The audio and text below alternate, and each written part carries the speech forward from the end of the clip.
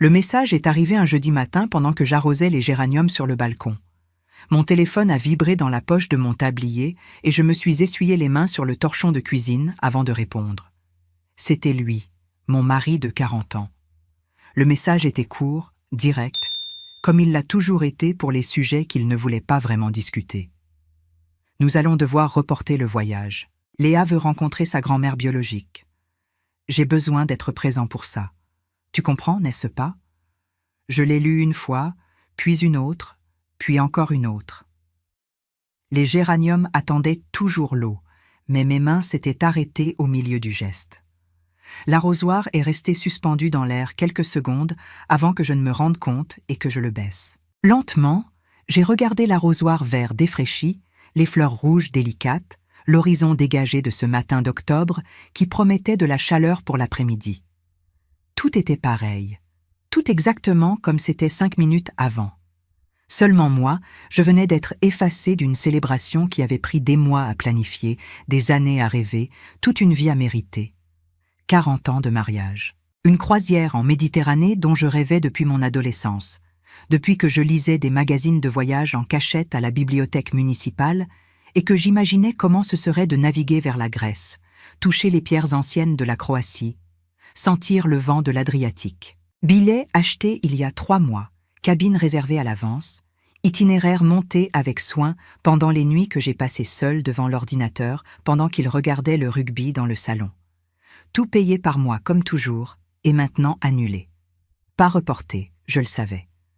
Annulé parce que la petite fille de 16 ans avait une urgence émotionnelle qui valait apparemment plus que 4 décennies de ma vie dédiée à cette famille. Je n'ai pas répondu au message, pas immédiatement. J'ai fini d'arroser les plantes avec des mouvements automatiques. J'ai rangé l'arrosoir à sa place habituelle. J'ai accroché le tablier au crochet derrière la porte de la cuisine. Je suis entrée et j'ai préparé du café, même si je n'avais pas envie de le boire. Le rituel me calmait. Il l'a toujours fait. Depuis que je me suis mariée, à 28 ans, préparer le café le matin était mon moment pour organiser mes pensées avant d'affronter la journée. Il avait 32 ans quand nous nous sommes rencontrés. Un homme sérieux, travailleur, fiable, un bon mariage, je pensais à l'époque. J'ai continué à le penser jusqu'à ce matin-là. Sans scandale, sans trahison évidente que je sache, sans dispute à cris qui réveillent les voisins.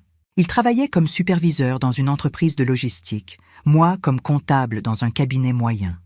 Je gagnais plus, j'ai toujours gagné plus, mais ça ne s'est jamais dit à voix haute. Quand sa fille est apparue dans notre vie, elle avait 8 ans, fruit d'une relation antérieure qu'il mentionnait rarement avec une femme qu'il avait connue avant moi et qui avait duré seulement 2 ans. La mère biologique avait disparu quand la petite avait 5 ans. Elle est simplement partie un matin et n'est jamais revenue. Elle a laissé la fillette sans explication, sans un mot, sans adresse. J'ai accueilli la petite parce que c'était la bonne chose à faire, parce que j'aimais cet homme et parce que, c'était ce qu'on attendait de moi. Pendant des années, c'est moi qui ai emmené la petite chez le médecin quand elle avait de la fièvre au milieu de la nuit. Moi qui me réveillais à 5 heures du matin pour lui préparer le déjeuner avant d'aller travailler. Moi qui ai payé l'école privée, les fournitures chères, l'uniforme neuf chaque année. Tout. Il contribuait, bien sûr, avec ce qu'il pouvait, mais c'était mon salaire qui sauvait la situation quand le sien ne suffisait pas. La petite m'appelait par mon prénom. Simone, jamais maman. Je comprenais, je respectais, je n'ai rien forcé. Mais j'ai aimé comme si elle était mienne, tout en sachant que pour elle je ne le serais jamais. Elle a grandi, a fini l'école, a fait ses études que j'ai payées à moitié, a rencontré un bon garçon, s'est mariée à 26 ans, a eu Léa 2 ans plus tard, ma petite fille postiche, comme je pensais moi-même parfois quand j'étais seule. J'aimais cet enfant. Je l'ai aussi gardé les week-ends quand les parents voulaient en sortir. J'ai payé ses cours de préparation pour l'université. Et maintenant, à 68 ans, avec le corps fatigué et les cheveux complètement gris, je découvrais que j'étais encore substituable, jetable, optionnelle. Le téléphone a sonné pendant que le café coulait. C'était lui. J'ai regardé le nom clignoter sur l'écran. J'ai respiré profondément 3 fois avant de répondre. J'ai répondu à la 3e sonnerie. « Tu as vu mon message ?» Sa voix était décontractée, comme s'il demandait si j'avais vu la météo. Je l'ai vu. Ma voix est sortie plus ferme que je ne l'espérais. Tu comprends, n'est-ce pas? C'est important pour Léa. Sa psychologue a dit qu'elle a besoin de cette clôture, que ça fait partie du processus de construction de son identité. Il utilisait des mots qui n'étaient clairement pas les siens. Et notre voyage? J'ai demandé en gardant un ton neutre. 40 ans de mariage. On a planifié ça pendant des mois. On ira après, Simone, à n'importe quel autre moment. Tu sais que ces choses d'adolescents sont urgentes, elles ne peuvent pas attendre, mais notre voyage, oui, on a le temps. Je comprends. C'est tout ce que j'ai dit avant de raccrocher. Je me suis assise à la table de la cuisine et j'ai ouvert l'application de la banque avec des mains qui ne tremblaient pas. Tout était là. La croisière avait coûté 4 500 €. Billets, cabine, excursion, assurance voyage. Tout sur ma carte, tout à mon nom. Je n'ai pas pleuré. Les larmes n'ont jamais rien résolu dans ma vie. J'ai passé toute la journée à réfléchir. Le soir, quand il est finalement arrivé presque à 22 heures sentant la bière, j'avais déjà pris ma décision. Je vais voyager seule, j'ai répondu calmement. Il s'est arrêté avec le téléphone à la main. Tu ne vas pas voyager seule à cet âge-là. À cet âge. Comme si 68 ans était synonyme d'incapacité. Si, je pars. Les billets sont payés. Je pars au Japon et en Thaïlande. Chaque mot pesait. Il a ri, une rire d'incrédulité. Et moi, je vais rester ici tout seul? Qui va faire à manger? La question m'a frappé comme une gifle. Toi, tu as choisi de rester. Tu as choisi la petite fille, la recherche de la grand-mère biologique. Moi, je choisis de partir. Je choisis de faire quelque chose pour moi, pour la première fois en 4 décennies. Il a encore essayé d'argumenter pendant presque 1 heure. J'ai tout écouté en silence. Quand il a fini, je me suis simplement levée, je suis montée dans la chambre et j'ai fermé la porte à clé. Je me suis allongée sur le lit encore habillée et pour la première fois de toute la journée, j'ai senti un léger sourire toucher mes lèvres. Je partais en voyage seule, pour la première fois en 40 ans de mariage, pour la première fois en 68 ans de vie. Mais avant de continuer, vérifiez si vous êtes déjà abonné à la chaîne et dites-nous en commentaire de quelle ville ou pays vous nous regardez. Nous aimons beaucoup savoir jusqu'où nos histoires voyagent. Le lendemain matin, je me suis réveillée avant que le réveil ne sonne. La chambre était encore sombre. Il dormait toujours dans la chambre d'amis où il était allé après que j'ai fermé la porte la veille. Je suis descendue et j'ai préparé du café dans la cuisine silencieuse. Je me suis assise avec le vieil ordinateur portable et j'ai vérifié tout l'itinéraire du voyage avec une attention renouvelée. Maintenant, ce n'était plus quelque chose que nous ferions ensemble, mais mon voyage personnel, mon aventure. 2 semaines en Asie. Tokyo d'abord, 5 jours à explorer la ville. Puis Kyoto avec ses temples anciens. Et finalement Bangkok et les plages de Thaïlande. J'ai ouvert ma grande valise, celle en toile verte qui était rangée dans le placard du couloir. J'ai commencé à séparer les vêtements avec soin. Pas beaucoup. J'ai toujours été pratique. Des robes légères à manches longues, un pantalon en lin beige, 2 chemisiers en coton, des chaussures confortables pour marcher. J'ai tout plié méticuleusement. Il est descendu vers 9 heures, encore en pyjama, avec un visage d'avoir mal dormi. « Tu pars vraiment ?» Sa voix était rauque, fatiguée. « Oui. » Je n'ai pas levé les yeux de la valise.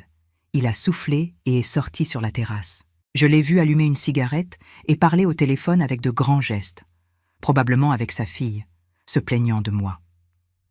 Le téléphone fixe a sonné. C'était Martine, mon amie depuis l'école, la seule à qui j'avais tout raconté sur le voyage depuis le début. « Alors, vous partez ensemble finalement ?» Sa voix était pleine d'espoir. « Non, il a maintenu l'annulation, mais moi je pars seule. » Un long silence de l'autre côté, puis un grand éclat de rire, plein d'admiration. « Mon Dieu, Simone, tu parles sérieusement. À 68 ans, tu pars en Asie toute seule. Ou tu es folle ou tu es trop courageuse. Peut-être les deux. Ou peut-être je suis juste lucide pour la première fois de ma vie. Nous avons parlé pendant presque 1 demi-heure.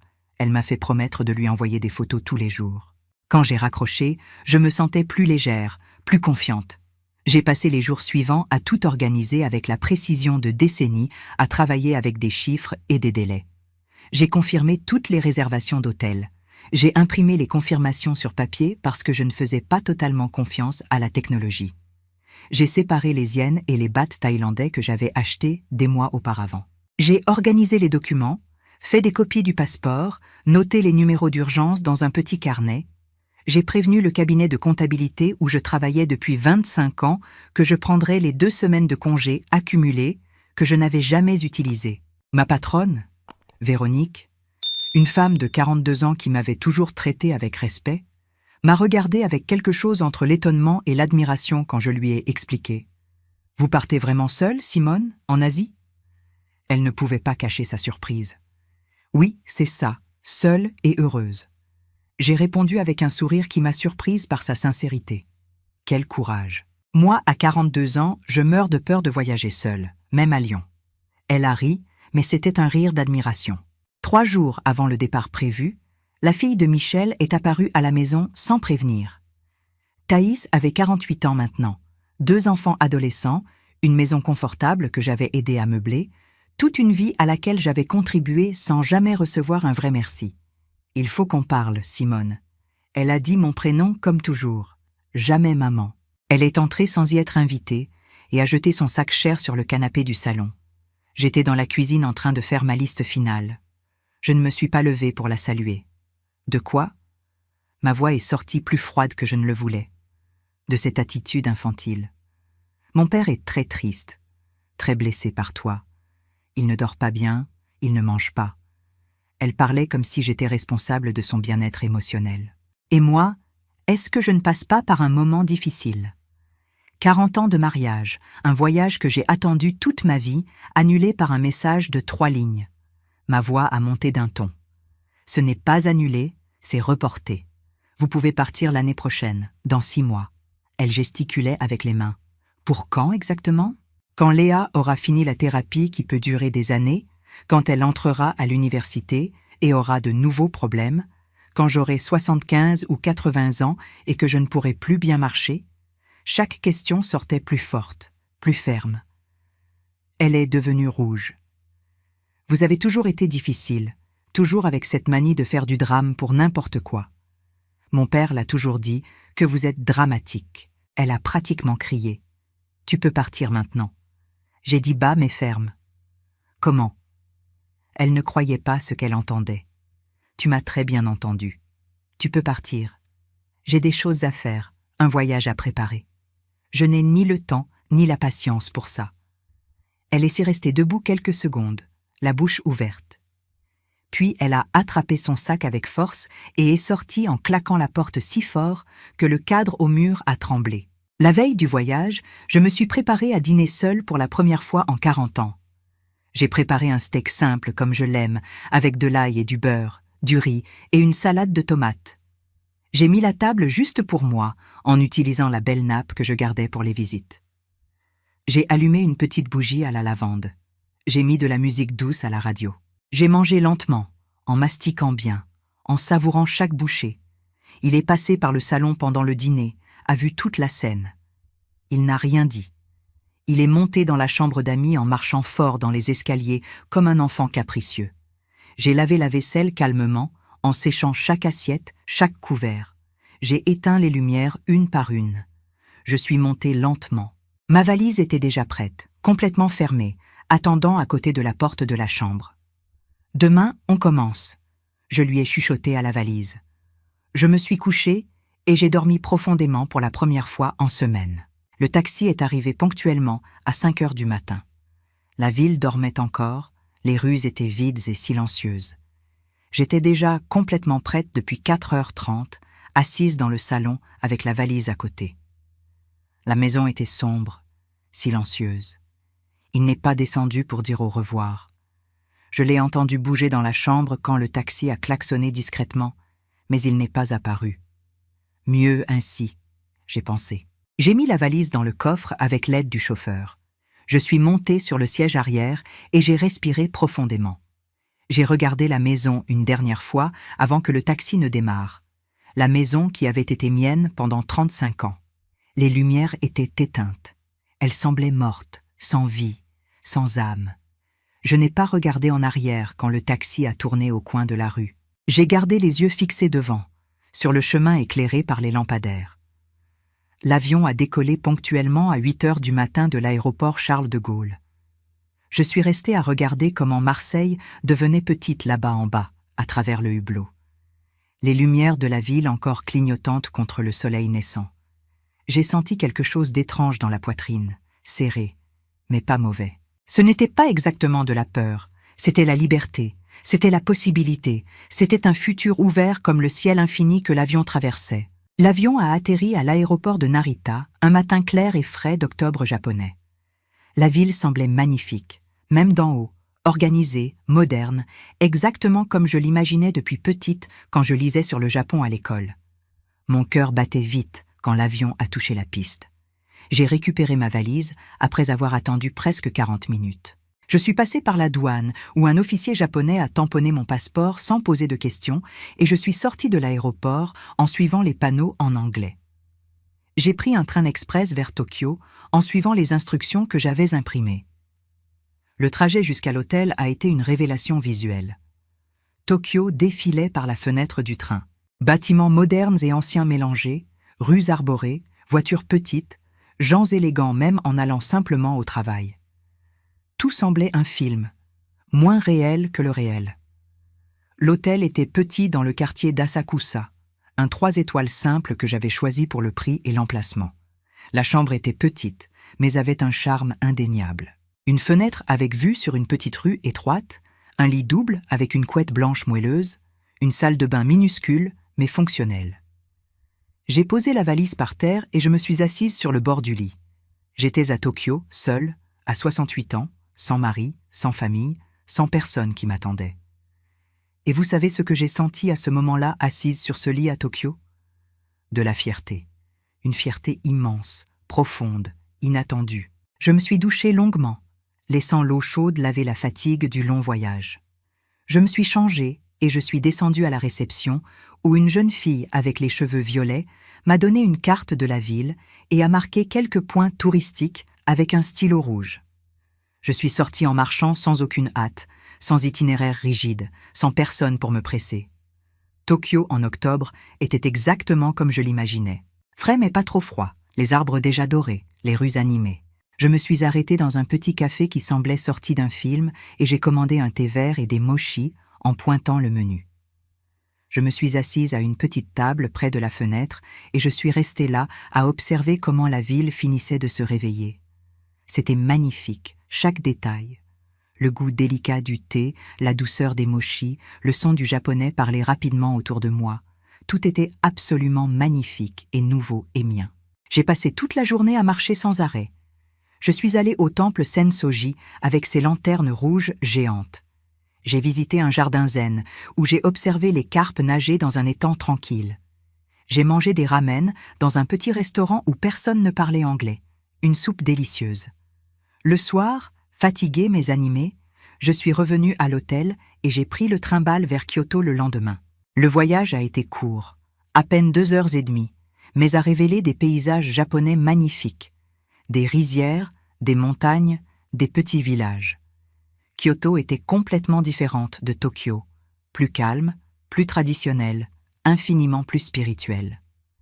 J'ai visité le temple Kinkakuji, le pavillon d'or qui brillait sous le soleil comme un joyau. J'ai marché dans le quartier de Gion, espérant voir une geisha. J'ai participé à une cérémonie du thé traditionnel où une dame japonaise âgée m'a montré chaque geste avec une patience infinie. C'était dans le train de retour vers Tokyo que j'ai rencontré Margaret. Elle était assise à côté de moi, une Française de 75 ans avec les cheveux courts et complètement blancs, des lunettes rondes et un sourire facile.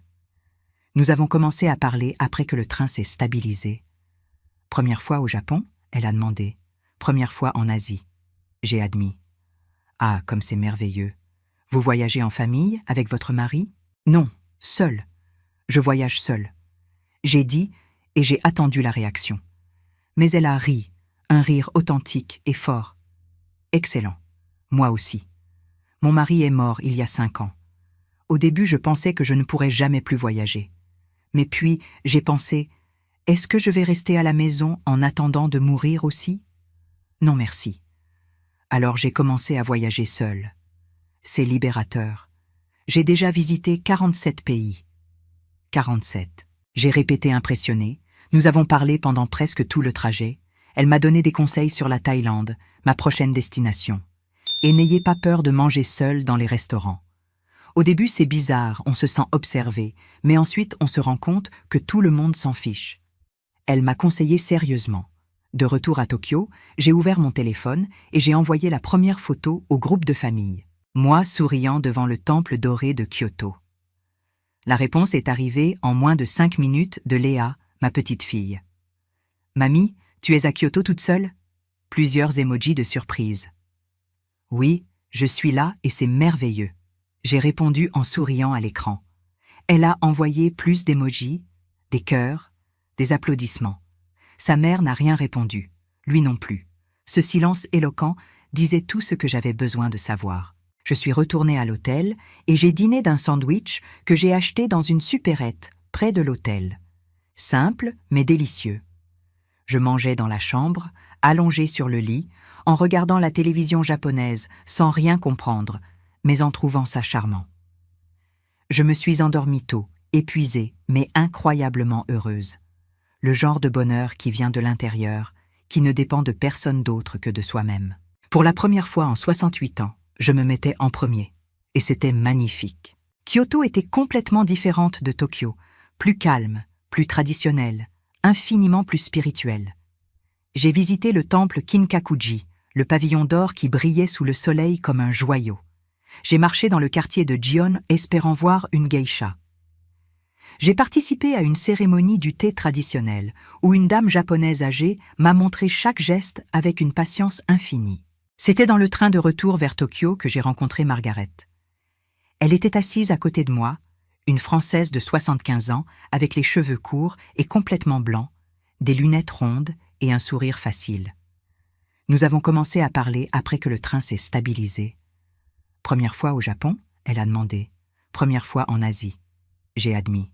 « Ah, comme c'est merveilleux. Vous voyagez en famille avec votre mari ?»« Non, seul. Je voyage seul. » J'ai dit et j'ai attendu la réaction. Mais elle a ri, un rire authentique et fort. « Excellent. Moi aussi. Mon mari est mort il y a 5 ans. Au début, je pensais que je ne pourrais jamais plus voyager. Mais puis, j'ai pensé... Est-ce que je vais rester à la maison en attendant de mourir aussi? Non merci. Alors j'ai commencé à voyager seule. C'est libérateur. J'ai déjà visité 47 pays. 47. J'ai répété impressionné. Nous avons parlé pendant presque tout le trajet. Elle m'a donné des conseils sur la Thaïlande, ma prochaine destination. Et n'ayez pas peur de manger seul dans les restaurants. Au début, c'est bizarre, on se sent observé, mais ensuite on se rend compte que tout le monde s'en fiche. Elle m'a conseillé sérieusement. De retour à Tokyo, j'ai ouvert mon téléphone et j'ai envoyé la première photo au groupe de famille. Moi souriant devant le temple doré de Kyoto.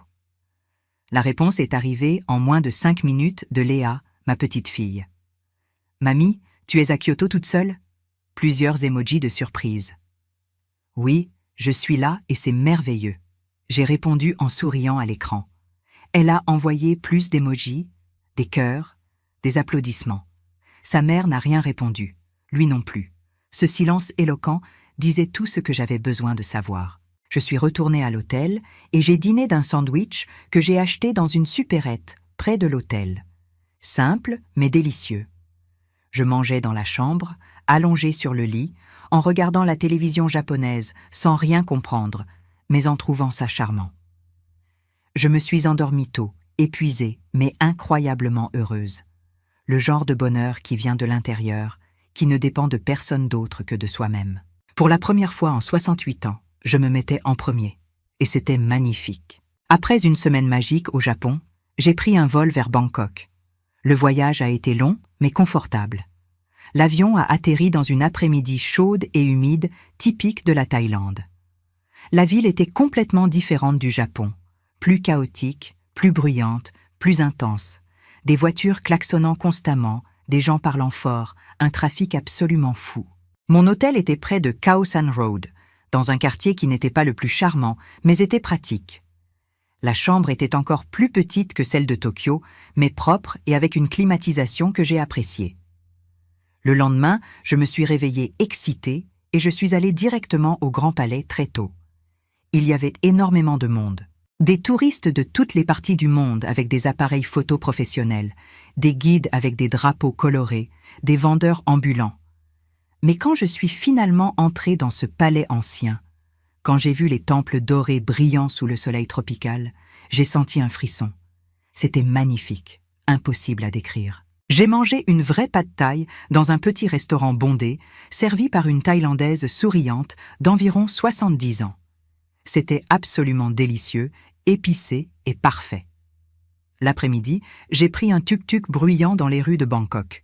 Le conducteur conduisait comme un fou, mais c'était amusant. Je suis allée au marché flottant où les vendeurs vendaient des fruits, des légumes et des souvenirs depuis leur bateau. 2 jours plus tard, j'ai pris un bus vers un sanctuaire d'éléphants à quelques heures de Bangkok. C'était une expérience incroyable. J'ai pu toucher ces animaux énormes et gentils, les nourrir avec des bananes. Ils étaient si doux malgré leur taille. C'était dans un café près de la plage à Phuket, où j'étais allée pour quelques jours de repos, que mon téléphone a sonné. C'était lui, Michel. J'ai regardé le nom clignoter sur l'écran. J'ai débattu avec moi-même si je devais répondre. J'ai décidé que oui, mais sans attente. « Allô ?» J'ai répondu au 4e coup. « Simone, où es-tu exactement maintenant ?» Sa voix semblait fatiguée, plus vieille. « Je suis à Phuket, en Thaïlande. » J'ai répondu calmement. « Tu vas bien ? Tu es en sécurité ?» Pour la première fois, il semblait vraiment inquiet. « Je vais très bien, mieux que bien en fait. » Et c'était la pure vérité. Un long silence de l'autre côté. Je l'ai entendu respirer profondément 2 fois. Léa est revenue du voyage.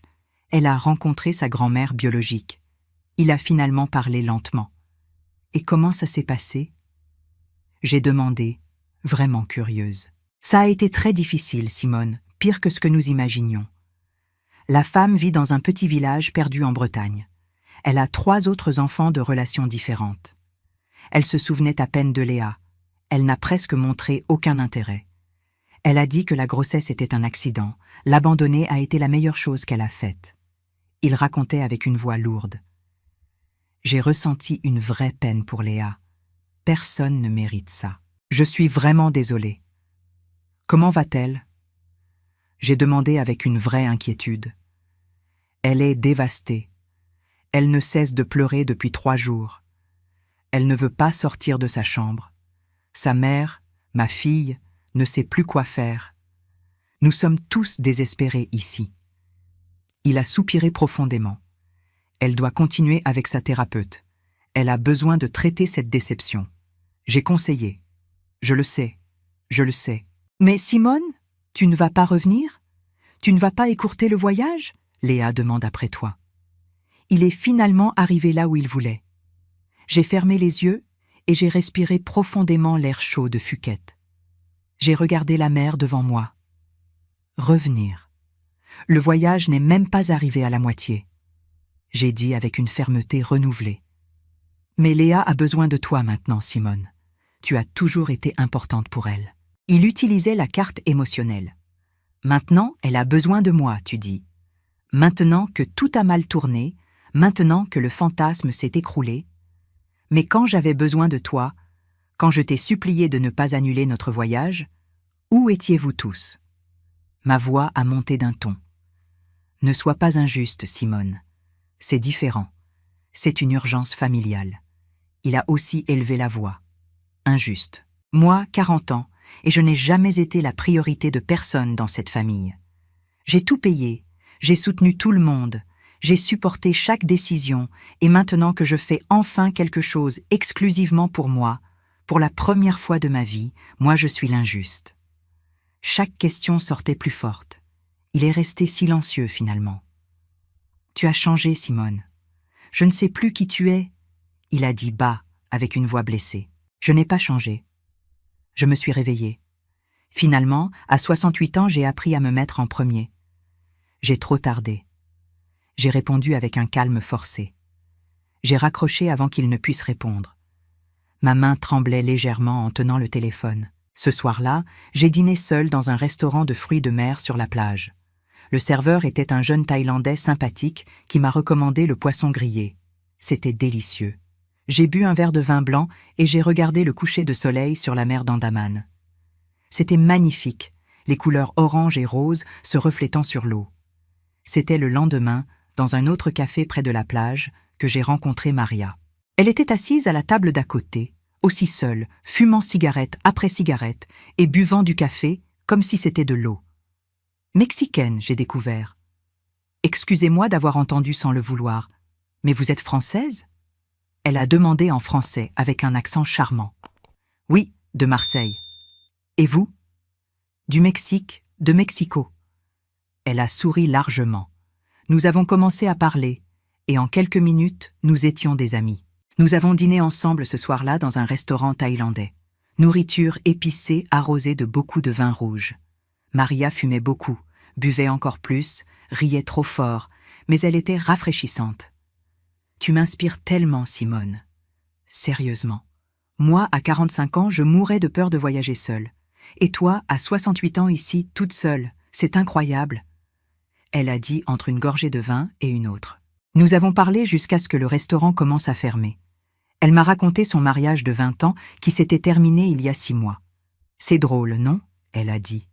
On passe toute notre vie à se donner complètement aux enfants, au mari, à toute la famille.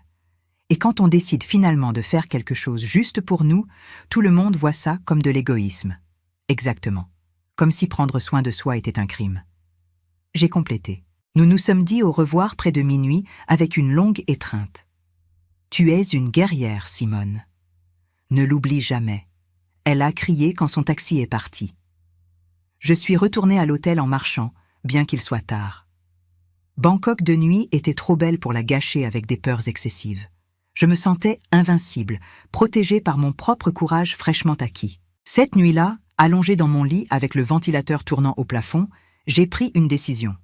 Quand je rentrerais à Marseille, tout allait changer. Absolument tout. L'avion a atterri à l'aéroport de Marseille un matin pluvieux et gris.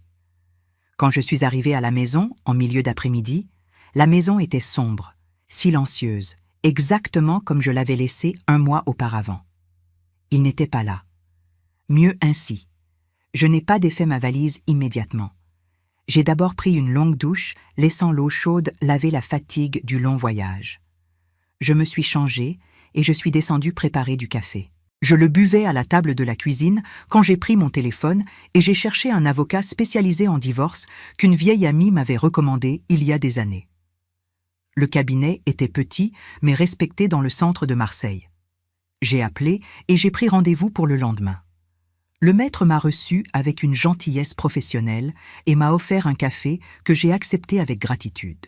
J'ai raconté toute l'histoire avec une objectivité qui m'a surprise moi-même.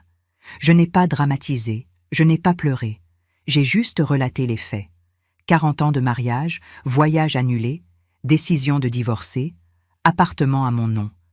Il m'a écouté avec attention, notant des points importants dans un bloc jaune.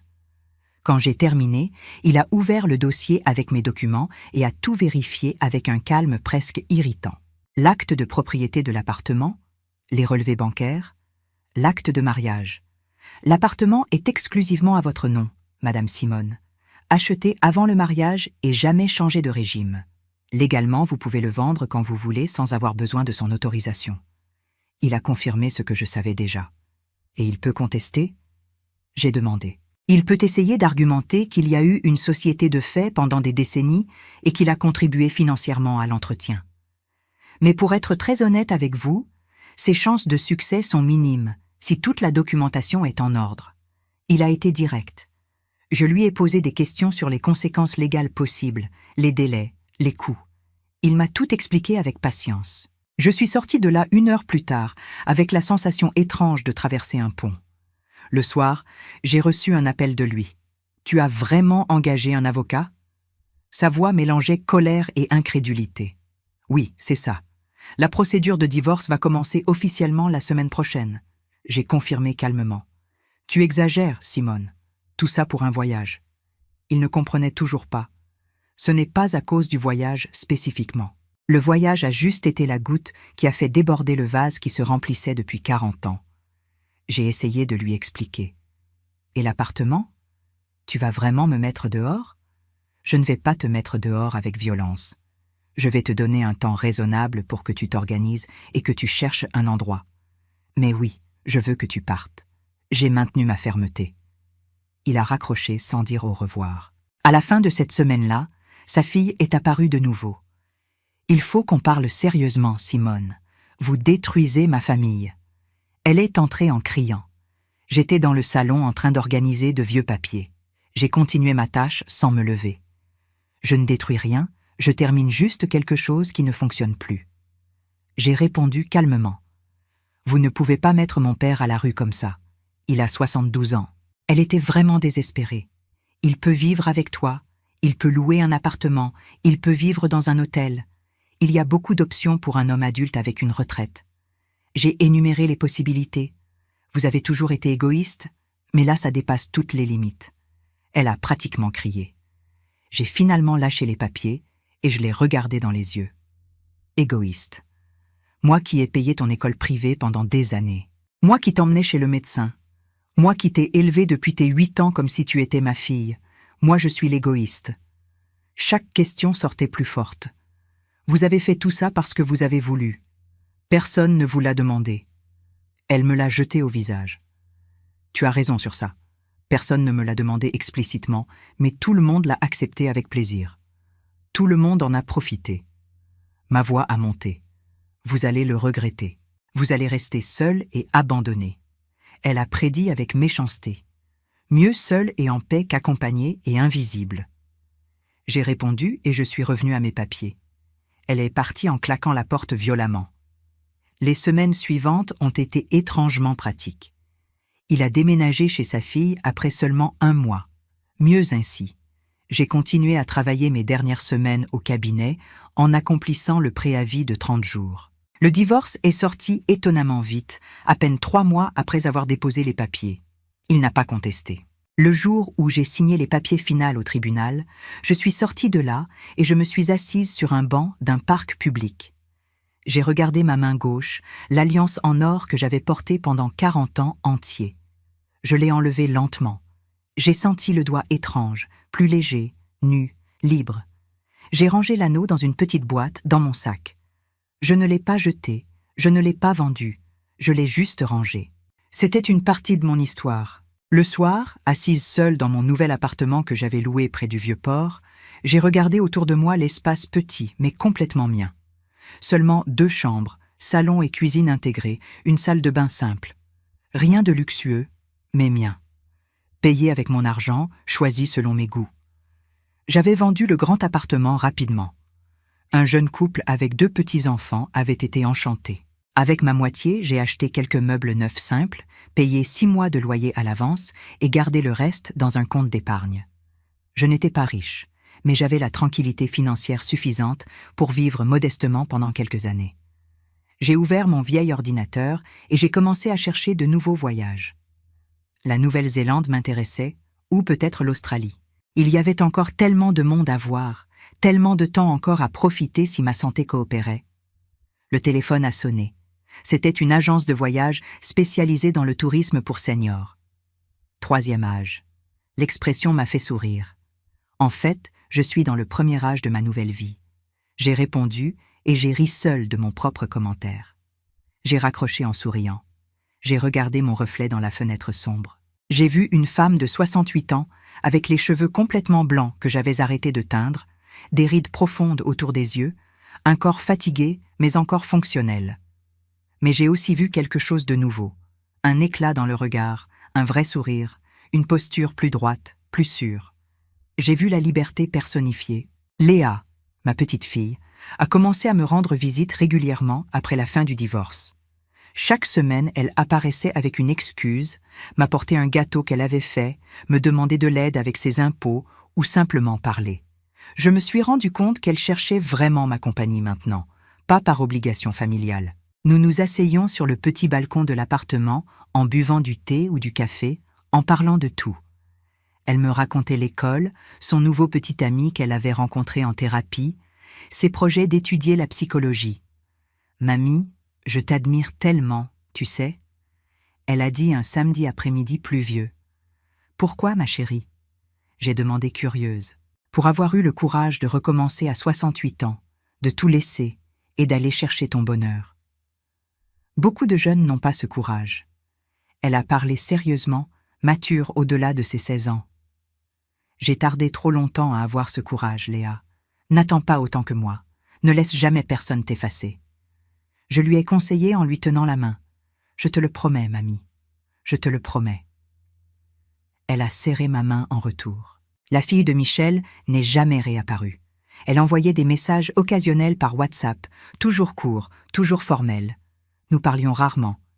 Je ne lui en voulais pas activement, mais je n'avais pas non plus envie de proximité. Certains ponts brûlent complètement. Et c'est bien. Et lui, j'ai su par Léa qu'il vivait dans un petit appartement près de sa fille, recevant une retraite modeste, mais suffisante. Qu'il avait l'air plus vieux, plus fatigué, plus triste. Qu'il demandait après moi parfois, mais qu'il ne tentait jamais un contact direct. Je ne ressentais pas de plaisir avec sa souffrance, mais je ne ressentais pas non plus la responsabilité de le consoler. 6 mois après la fin du divorce, j'étais en train d'embarquer pour la Nouvelle-Zélande finalement. Seule de nouveau et complètement heureuse avec ça. Léa est venue me déposer à l'aéroport. Notre tradition maintenant, apparemment. « Mamie, tu promets que tu vas envoyer des photos tous les jours ?»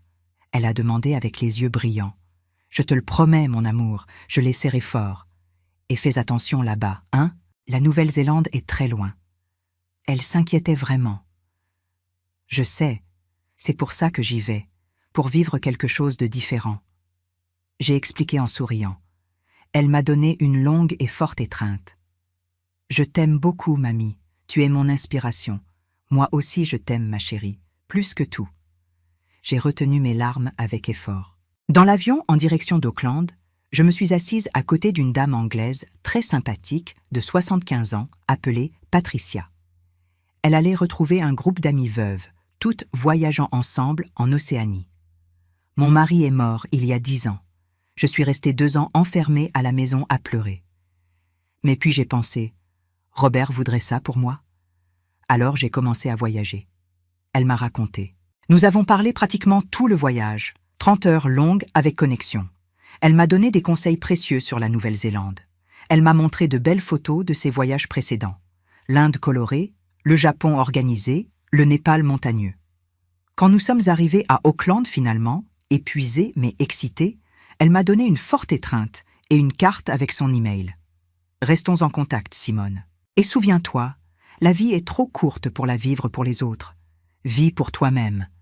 Elle m'a conseillé avec la sagesse de quelqu'un qui a appris à la dure. Je m'en souviendrai toujours. Merci, Patricia. Je l'ai serrée en retour. Je me suis installée dans un petit hôtel à Auckland avec vue sur le port. La chambre était simple mais confortable. J'ai ouvert la fenêtre et j'ai respiré l'air marin. J'avais devant moi 2 semaines en Nouvelle-Zélande, puis 2 autres en Australie. 4 semaines pour explorer, découvrir, vivre. J'ai sorti mon téléphone et j'ai vu un message de Margaret, la Française, que j'avais rencontrée au Japon. « Comment va ma voyageuse préférée? J'espère que tu profites de chaque instant. La vie est trop courte pour la vivre pour les autres.